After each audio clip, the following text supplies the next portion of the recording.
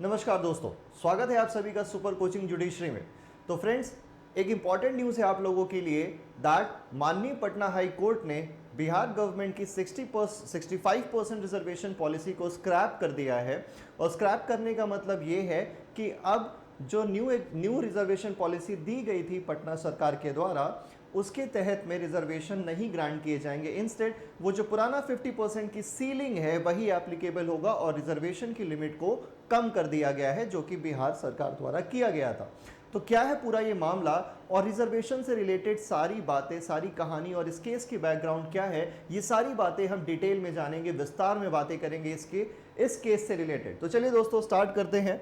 तो स्टार्ट करने से पहले एक बहुत ही इंपॉर्टेंट सूचना आप सभी के लिए कि सुपर कोचिंग जुडिशरी में हमारा समर सेल स्टार्ट हो चुका है। सेल 28 से 22 जून तक है। इस सेल के अंदर आप क्या ऑफर पा सकते हैं, देखिए फिलहाल 25% प्लस 56% तक ऑफ आप पा सकते हैं और इसके साथ 33% एक्स्ट्रा वैलिडिटी भी आपको मिलेगी। सपोज करिए आप एक 12 मंथ का कोर्स परचेज करते हैं तो इसके अंदर 33% एक्स्ट्रा वैलिडिटी का मतलब है it will almost amount to 18 months तक की वैलिडिटी आपको अपने कोर्स पे मिल जाएगी।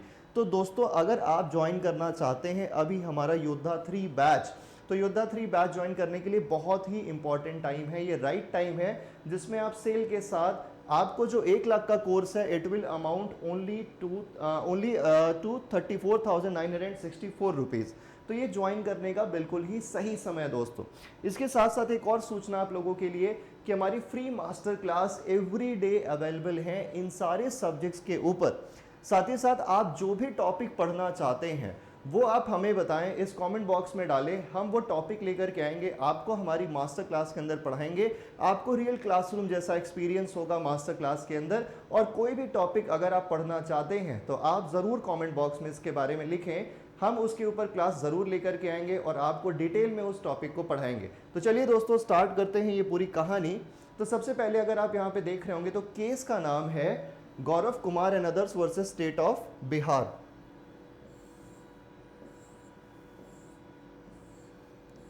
ये इसकी साइटेशन है। साइटेशन फिलहाल अभी जो रिट पिटीशन है उसके हिसाब से है, बाकी साइटेशंस जैसे एससीसी में आएगा और जगह अपलोड होगा तो साइटेशंस आपको मिल जाएंगी।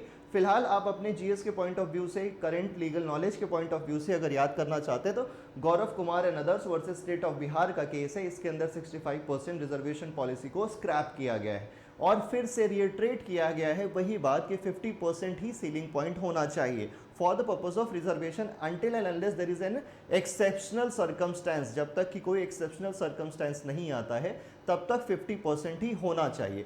पहले मैं आपको क्रक्स बता देता हूं इस केस का, जो यहां से आपको पता चल जाएगा इस पैराग्राफ से, जो माननीय उच्च न्यायालय के ऑर्डर शीट में भी है। देखिए क्या लिखा हुआ है, we do not find ourselves persuaded to hold the situation in the state of Bihar, especially looking at the caste survey। तो एक कास्ट सर्वे हुआ था, इसके बारे में भी डिटेल में भी बात करेंगे। तो कास्ट सर्वे को देखते हुए माननीय उच्च न्यायालय ये कह रहा है कि हमें कोई स्पेशल सिचुएशन नहीं मिल रही है to be such extenuating nature for reason of it being far flung and away from the mainstream of nation life. तो ये जो सिचुएशन आप कास्ट सर्वे में बता रहे हो कि जात जो है, जो कास्ट हैं पर्टिकुलरली बिहार में, उनमें बैकवर्ड कास्ट की संख्या बहुत ज़्यादा है। तो इसके हिसाब से माननीय उच्च न्यायालय का मानना है कि ये जो सिचुएशन आप बता रहे हैं वो फार फ्लंग्ड है, कोई एक्सेप्शनल सिचुएशन में नहीं आती। और कास्ट सर्वे की जो सिचुएशन है उसके हिसाब से अगर हम स्टैब्लिश करना चाहें कि रिजर्वेशन देना चाहिए तो वो सिचुएशन रिलेट होती दिखाई नहीं देती है। इसके बाद देखिए, the caste survey on the contrary definitely paints a different picture from what was argued in so far as the adequate representation in public employment.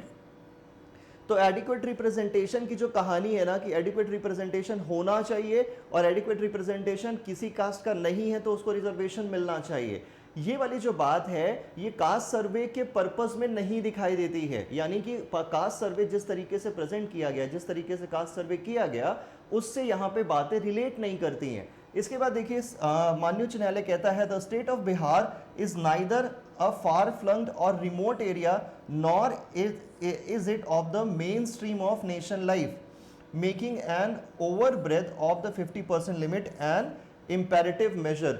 तो ये कहते हैं कि भाई देखिए बिहार कोई ऐसी जगह नहीं है जो नेशन के मेन स्ट्रीम से फार फ्लंग्ड है, बहुत दूर की जगह है। जैसे कि हम एग्जाम्पल में अरुणाचल का एग्जाम्पल, मणिपुर का, मेघालय का एग्जाम्पल ले सकते हैं। ऐसी कोई स्थिति भी नहीं है, मेन स्ट्रीम में भी है, ये मेन स्ट्रीम में भले ना हो लेकिन ऐसा नहीं है कि बहुत फार फ्लंग्ड है, इतनी दूर है कि वहाँ पे वो नेशन की मेन स्ट्रीम चीज़ें नहीं पहुँच पा रही हैं। तो जो 50% से बढ़ाने वाली बात है वो रिलेट नहीं कर पा रही है, ये माननीय उच्च न्यायालय के ऑर्डर शीट में ये पैराग्राफ है। ठीक है, इसके बाद देखिए आगे चलते हैं और सारी इंफॉर्मेशन को डिटेल में समझने की कोशिश करते हैं कि एग्जैक्टली इसमें पूरी कहानी है क्या।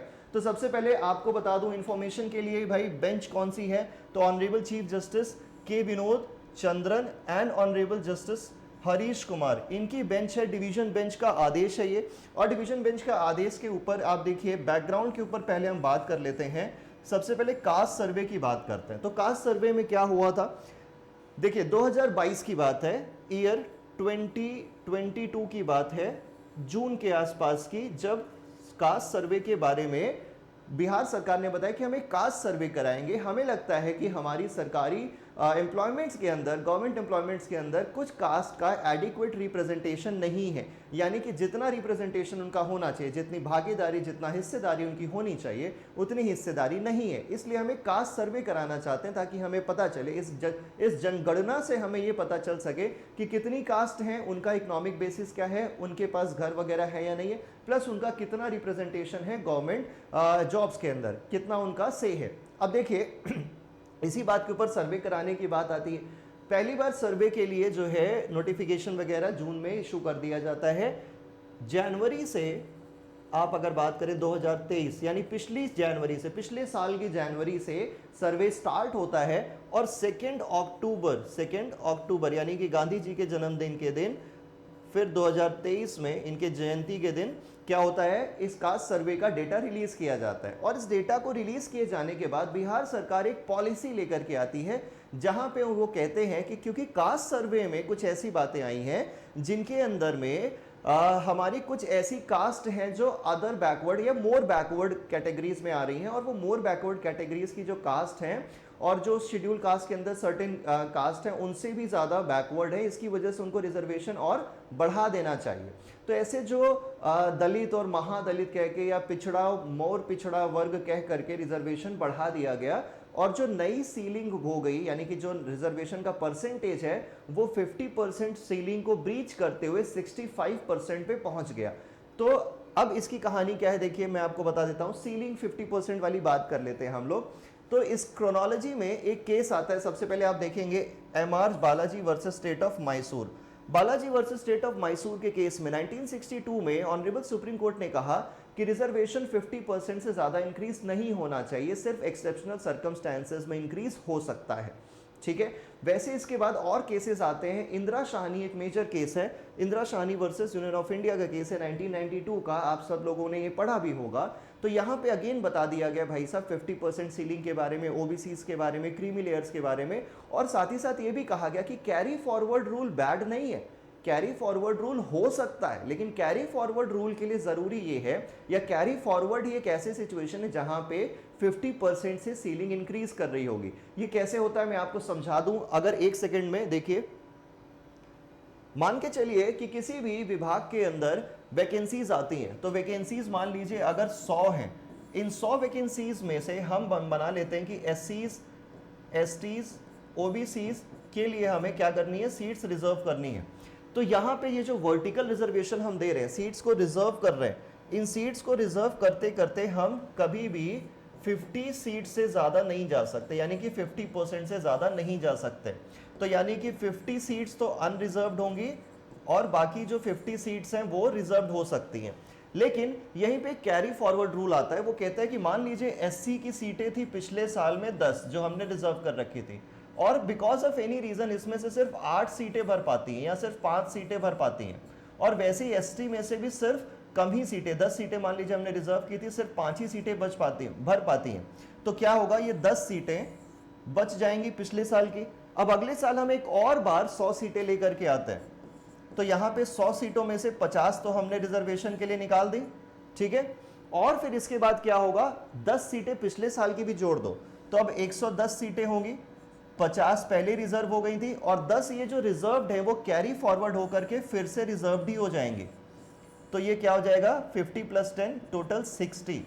तो 110 सीटों में से अगर 60 सीट्स रिजर्व्ड हैं तो इसका मतलब ये है कि 50% सीलिंग को आप पार कर चुके हैं, 50% सीलिंग को आप पार कर चुके हैं। लेकिन ये हो सकता है इन कैरी फॉरवर्ड रूल।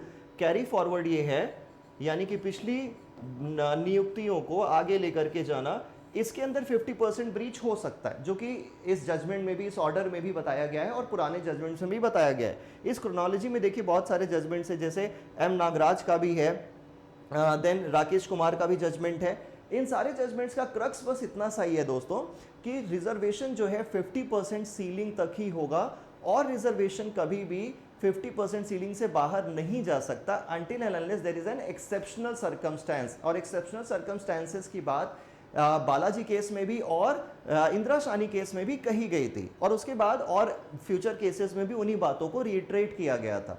तो कुल कहानी ये है कि अगर आपको रिजर्वेशन किसी राज्य में 50% से ज़्यादा बढ़ाना है तो राज्य में आप जिसको 50% से ज़्यादा में ले जाकर के रिजर्वेशन दे रहे हैं उनके लिए कोई एक्सेप्शनल सर्कमस्टेंसेस होना चाहिए, उस राज्य की डेमोग्राफी ऐसा होना चाहिए, कास्ट कैलकुलेशन इस प्रकार का होना चाहिए, या सिचुएशन ऐसी होनी चाहिए कि reservation is the only medium और वो एक्सेप्शनली प्लेस्ड है, एक्सेप्शनल सर्कमस्टेंस है जो ऑर्डिनरी सर्कमस्टेंसेस में नहीं आता, तभी रिजर्वेशन 50% से ज़्यादा इंक्रीज हो सकता है। और उसी जजमेंट के बेसिस पे ये फिलहाल माननीय पटना हाई कोर्ट का जजमेंट है, ऑर्डर है, जिसके बेसिस पे उस रिजर्वेशन पॉलिसी को स्क्रैप कर दिया गया है। अब हालांकि हो सकता है कि इसके बाद या बिहार सरकार इसको अपील करे, सुप्रीम कोर्ट में लेकर के जाए, लेकिन फिर भी जहां तक रीजनिंग की बात है अभी फिलहाल यही समझ में आता है कि बिहार सरकार ने या बिहार गवर्नमेंट ने एक्सेप्शनल सर्कमस्टेंसेस प्रूव नहीं किए हैं जिसके बेसिस पे रिजर्वेशन की पॉलिसी उनकी स्क्रैप कर दी गई है। तो यही फिलहाल सिचुएशन सुप्रीम कोर्ट में भी हो सकती है। देखिए कंक्लूडिंग पैराग्राफ्स हैं, कुछ पढ़ लेते हैं हम। कंक्लूजन किस बेसिस पे, ये देखिए ये रीजनिंग है माननीय उच्च न्यायालय की, पटना उच्च न्यायालय का कहना है there was no scientific analysis, देखिए कोई साइंटिफिक एनालिसिस नहीं था conducted, nor was any expert appointed to make analysis of the data collected. तो जो डेटा आपने कलेक्ट किया था कास्ट सर्वे के बेसिस पे, जनगणना जो आपने कराई थी, जातीय जनगणना, उस जातीय जनगणना के बेसिस पे उस जातीय जनगणना के लिए आपने कोई एक्सपर्ट को अपॉइंट नहीं किया जो एनालिसिस करके उसका एक साइंटिफिक एनालिसिस कर सके उस डेटा का और आपको बता सके कि हाँ एक्सेप्शनल सर्कमस्टेंसेस एग्जिस्ट करते हैं। एन एक्सपर्ट्स व्यू और a reference to a legally constituted commission we have held it is not essential in every such exercise. What worries us is the fact that no such exercise or analysis having been done by the government or the legislature in bringing about the amendments acts after the collection of data, there was a frog leap into amendment enhancing the reservation beyond 50%, which we found was again on proportionate representation in the services of the state and education institution, clearly not permissible under article 15(4) and 16(4). देखिए simple कहानी ये बताई गई कि हम माननीय उच्च न्यायालय का कहना है कि हम ये नहीं कहते कि हर केस में साइंटिफिक एनालिसिस होना जरूरी है या फिर एक एक्सपर्ट का होना जरूरी है, बट इस केस में ये हुआ कि आपने डेटा लिया और बिना एनालिसिस के आप फ्रॉग लीप यानी कि तुरंत भाग पड़े, जैसे आपको कोई जल्दी थी और आपने तुरंत के तुरंत क्या कर दिया, रिजर्वेशन में इंक्रीज कर दिया।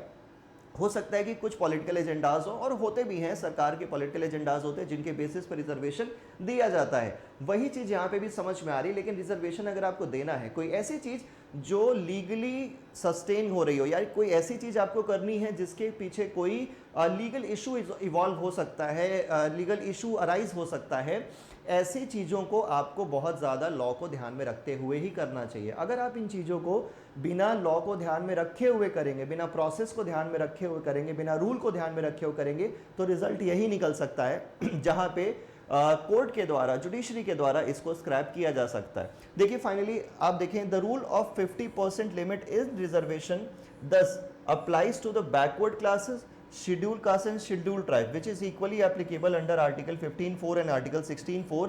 and the present case we see no extenuating circumstances enabling the state to breach the rule।